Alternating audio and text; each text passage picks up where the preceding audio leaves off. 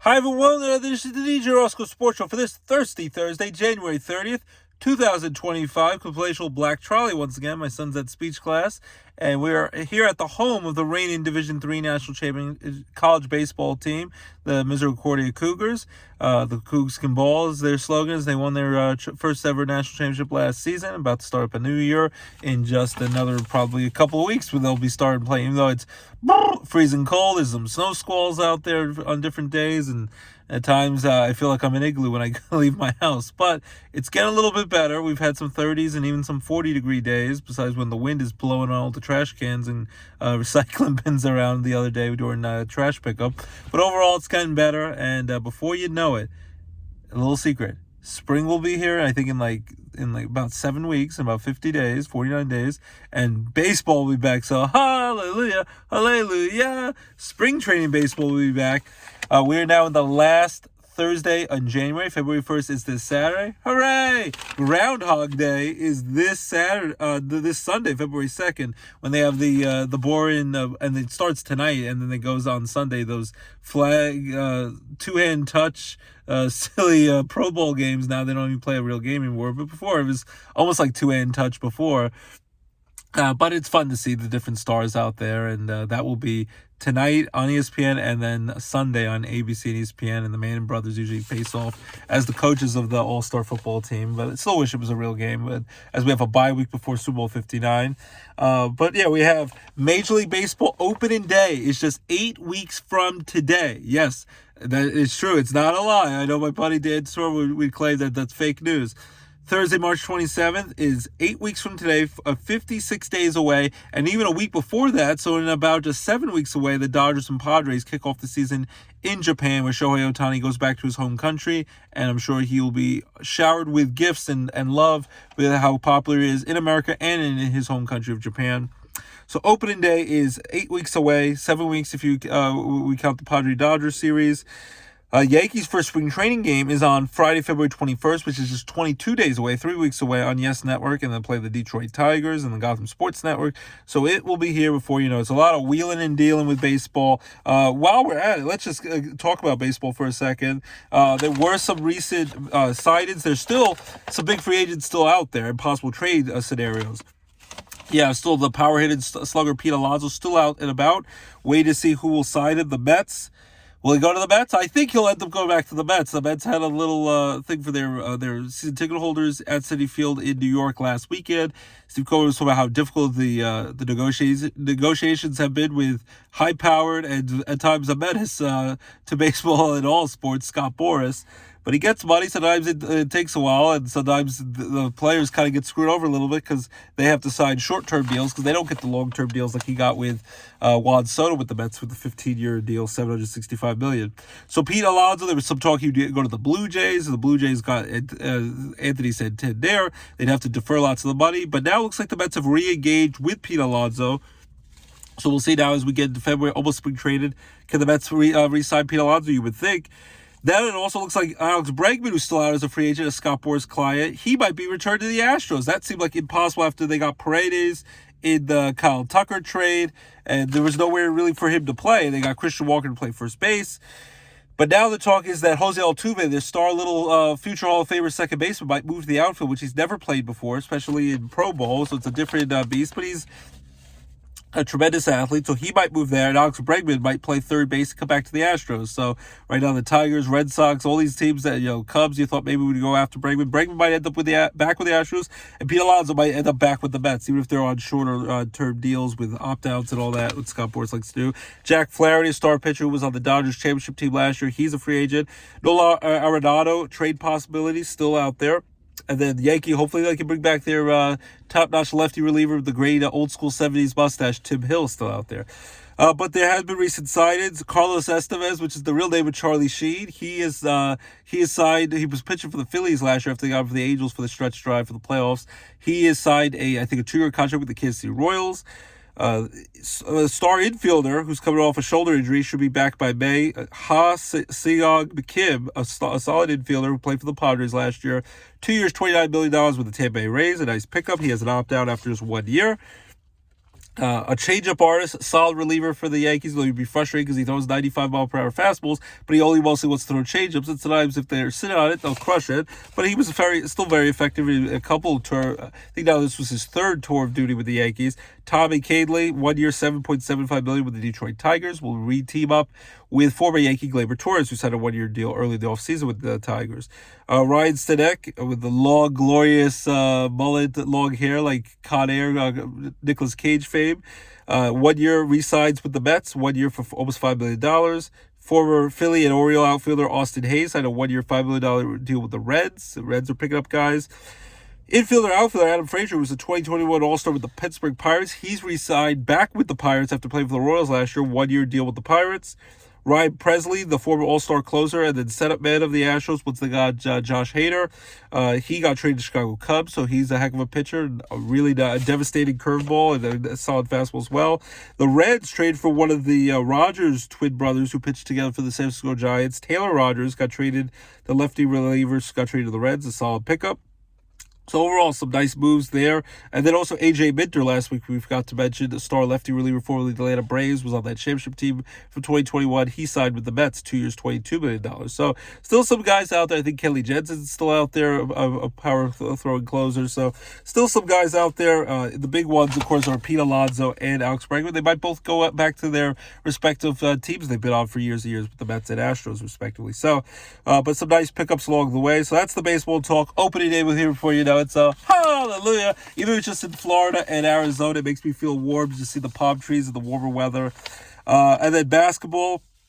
The Knicks are red hot. They just won their 5th straight game in a row. They beat up, in a possible potential NBA Finals preview, they beat up the Joker Jokovic, the star Nugget player who wins MVP almost every year, might win it again this year. The Knicks beat the Nuggets by 10 points, 122-112 last night at Madison Square Garden in New York City. So a nice match with Knicks Nuggets. The Knicks are really good, won 5 in a row. Jalen Brunson's playing out of his mind. Karl-Anthony Towns. The Oklahoma City Thunder are really good. The Cavaliers are really good. The defending champion Celtics just won again last night. They're very good. Nuggets are going to be dangerous. The Bucks have been playing better since they won the in-season tournament with Giannis and Doc Rivers and company. Lakers, LeBron are always interested. They brought back Bronny after he's played pretty well and scored 31 points a couple of nights ago in the G League, and he played when the Lakers got beat up by the Philadelphia 76ers in Philly a couple of nights ago. Sixers are starting to play better, even without Joel Embiid, who still is almost injured, whether he's real injury or he's just nursing it along to get through the season. It's just crazy how many games for MVP Joel Embiid is missing, but Maxi's playing pretty well. The Sixers started to play a little bit better and try to creep back into the playoff race, at least the play-in tournament, to get into that. So the Sixers, they had another nice win last night. Sixers beat the Sacramento Kings. Knicks beat the Nuggets. And the Brooklyn Nets, they won their game as well. I think they beat the Charlotte Hornets.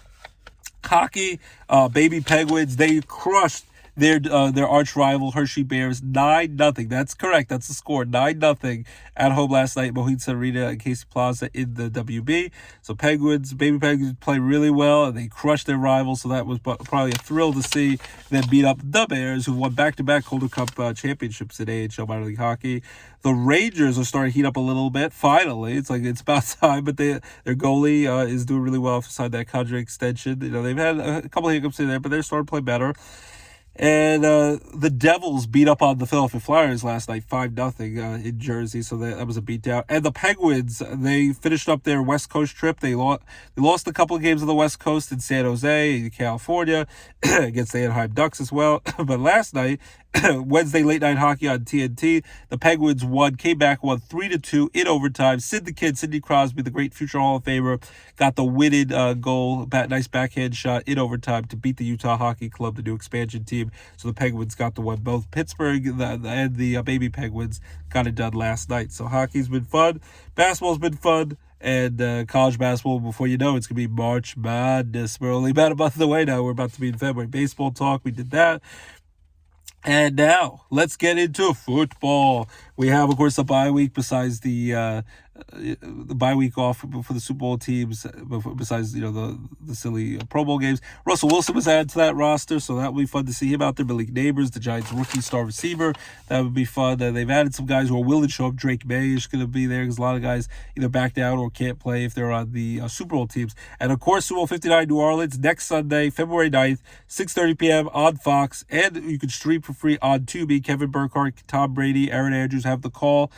It's going to be exciting, a lot of funny commercials, I'm sure, and it's going to be like a 12-hour pregame show. They also, next Thursday, a week from today, they will have the NFL Honors Ceremony, where everyone dresses up like it's the Oscars, which is going to be on March 2nd with Conan O'Brien hosted, and they're going to give out their awards for MVP, Rookie of the Year. They're going to name the official Hall of Fame class for football going to Canton, Ohio, so that's always fun. A few days before the Super Bowl, they give the Walter Payton Award out there for the Man of the Year, just like the Roberto Clemente Award for baseball. Great work you do on and off the field.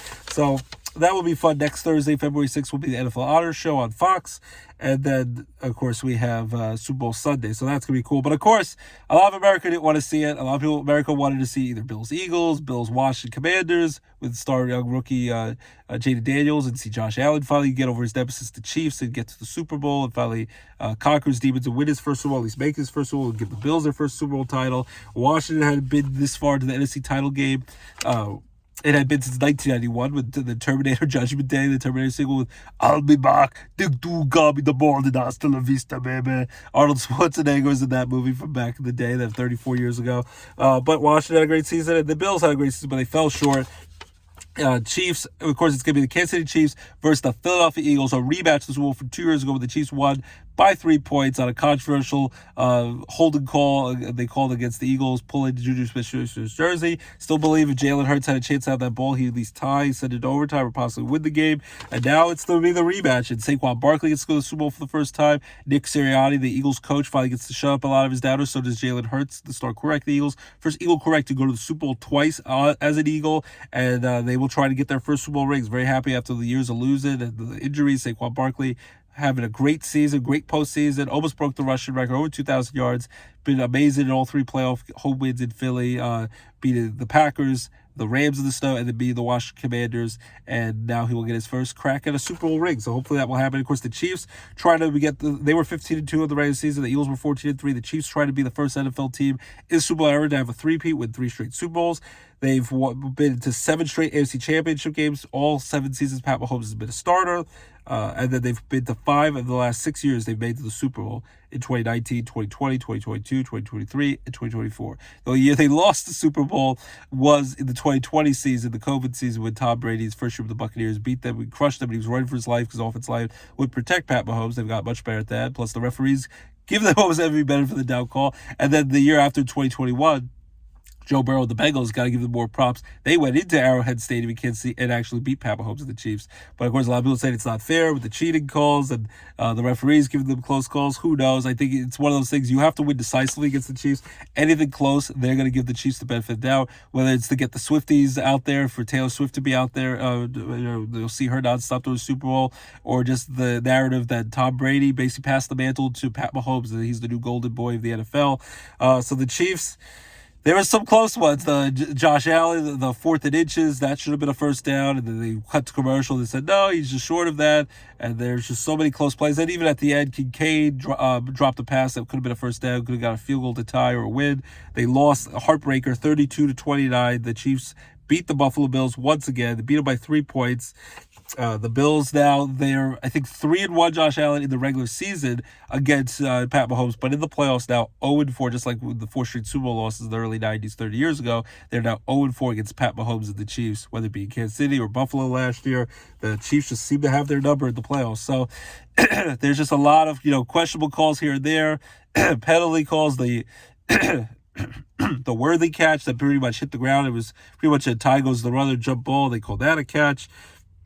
The NFL wants to see the Chiefs do well, and you're gonna have to, if it's close, you set yourself up to lose to the Chiefs, because the referee calls are gonna definitely, I think, side most of the time with the Chiefs, just like they did with Patriots and Tom Brady. So you have to win decisively. So the Eagles better win decisively, because if it's close, the benefit of the doubt might go back to the Chiefs. I know a lot of people are saying, like, there's conspiracy theories. And you know what? God forbid, if they ever found that out, it becomes the WWE professional fake wrestling. And you respect the athletes out there, but it's not legit anymore. So, I don't think that it's fixed. I think the referees definitely, just like in all sports, in basketball, baseball, they give preferential treatment usually to the home team, to the really good teams.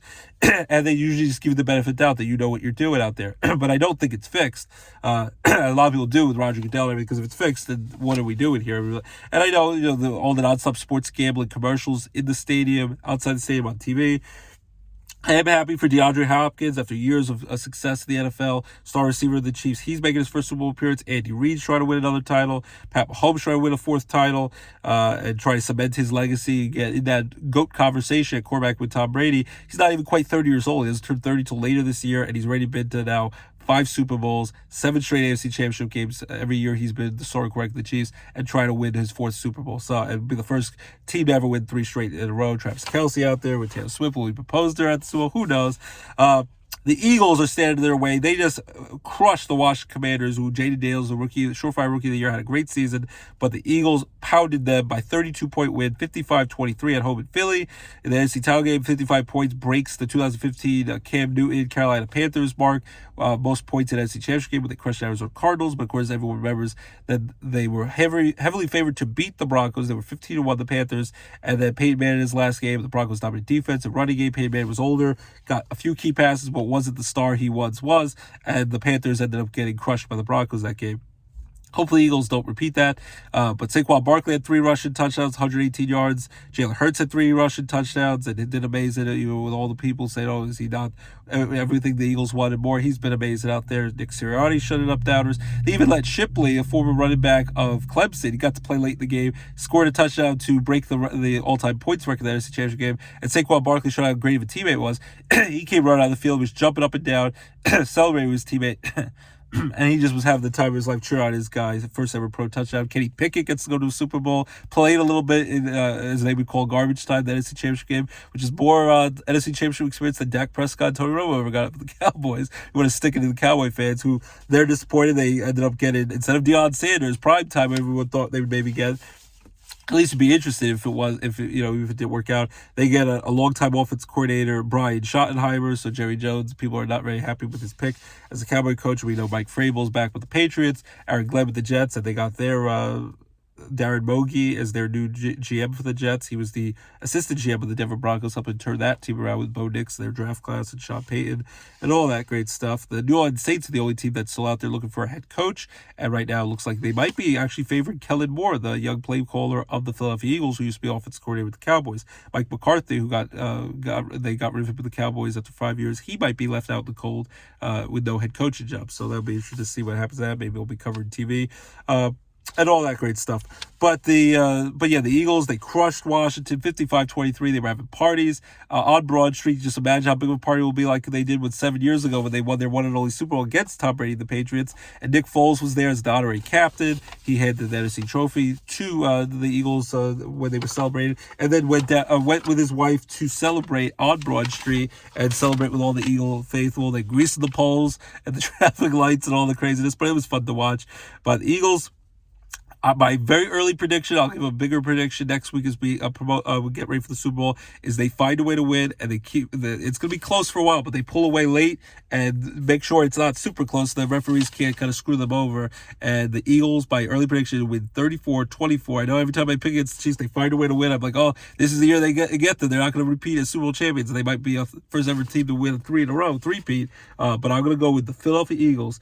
Saquon Barkley, Jalen Hurts, Nick Sirianni, A.J. Brown, Devontae Smith get their first Super Bowl win. Jalen Carter, the star pass rusher of the Eagles. Eagles win 34-24 in Super Bowl 59. That's my early Super Bowl prediction. We'd love to hear what you have to say about it and all that great stuff. But we'll definitely be hyping up the Super Bowl as we get ready for Super Bowl Sunday, next Sunday in New Orleans. All I have to say is E-A-G-L-E-S, Eagles fly on the road to victory. And the Eagles mayor was misspelling it like E-L-G-E-S. I think there might have been a niner in there. I don't know. But then people were teased about that. But it should be a fun Super Bowl. Though a lot of people didn't want to see a rematch for the Super Bowl from 2 years ago. But hopefully the Bills and Josh Allen will be heard from again. They seem to be close every year. They just have to get over the nemesis of the Chiefs, just like back in the Jordan era in basketball. it's one of those things that Pat Mahomes and the Chiefs just have their number, and hopefully they'll eventually, Nana Friends, the Bills will finally persevere. And Jaden Daniels and the Dan Quinn's Washington Commanders had a great season coming from nothing to go, a horrible team last year to now have a bright future and almost go to the Super Bowl. Now, quickly, I just want to bring into some entertainment news. The kids want to go see this weekend the Dog Man movie. Looks like a fun comedy. We're definitely going to see that. Pete Davidson's in it. And then there's Flight Risk, a thriller movie directed by Mel Gibson. Mark Wahlberg stars in it with a shaved bald head and Topher Grace. And Flight Risk came out last week. Looks like kind of interested. But Dogman looks like a funny movie this week. And then in a couple of weeks, you got the Padded Bear Peru movie. And, of course, the new Captain America movie my kids want to see coming out for Valentine's Day. Don't procrastinate. Start getting the Valentine's Day gifts. You don't want to be left out on the cold or left out on the couch if you mess up there. Today on Amazon Prime, you can watch for free Will Ferrell, Reese Witherspoon, a fun romantic comedy called You Are Cordially Invited. Watch from home. I saw some really good movies lately. Some of them get even some Oscar buzz. A Real Pain on Hulu, terrific fun, heartfelt movie. Gladiator 2 on Paramount Plus did a great job. The sequel was very surprised by that. Denzel's really good, and it has enough Easter eggs to remind you about the original great Gladiator Russell Crowe movie. And Joaquin Phoenix with that. The new Saturday Night Live movie, based on the crazy chaotic start of Saturday Night Live from 50 years ago. They're about to have the 50th anniversary of Saturday Night Live show on February 16th on NBC to celebrate, and that was on Netflix Saturday night. Very good movie. Jason Reitman, Ivan Reitman's great director's son, made that movie. Also, there's some really good movies. You Gotta Believe, inspirational Little League Baseball movie. Luke Wilson, Great Kinnear on Netflix, and Back in Action. Jamie Foxx and Cameron Diaz back as acted again after about a 10-year hiatus, and that looks like a fun action comedy, Mr. and Mrs. Smith kind of movie. So those are some fun movies you can watch at home. We also been watching the Sonic 3 movie lately. My kids maybe get that movie. We had a movie night, so that's good stuff. But yeah, a lot of movies, shows, and also George and Mandy's First Marriage and Ghost return to CBS tonight, Paramount Plus. A lot of shows that took winter hiatuses and breaks. That's now they're back in action. So really good stuff. And yeah, so that's pretty much it. We're going to the Lee Brice Music Concert tonight at FM Kirby Center in Wilkes-Barre tonight, 8 p.m. Should be a fun acoustic country music set. My wife loves country music. This will be our second time seeing him. So, and then let's hope for Groundhog Day this Sunday, February 2nd. The groundhog doesn't see a shadow, and there'll be 6 weeks. Spring comes 6 weeks early, but because if not, it's gonna be frigid. And watch the Bill Murray, Harold Ramis movie from back then, Andy McDowell. Fun movie. I'm sure AMC will show it 24 hours a day, like the Christmas Story. Get ready for Christmas. But Groundhog Day, hopefully he doesn't see a shadow and we get some nice warmer weather soon. So that's my show. DJ Roscoe Sports Show. Sing a quick song to my beautiful wife Abby, Lorelai, LJ. Never gonna give you up, Rick Astley, Rick Roll. Never gonna let you down. Never gonna run around and desert you. Never gonna make you cry. Never gonna say goodbye. Never gonna tell a lie and hurt you. Never gonna give you up. Never gonna give you up.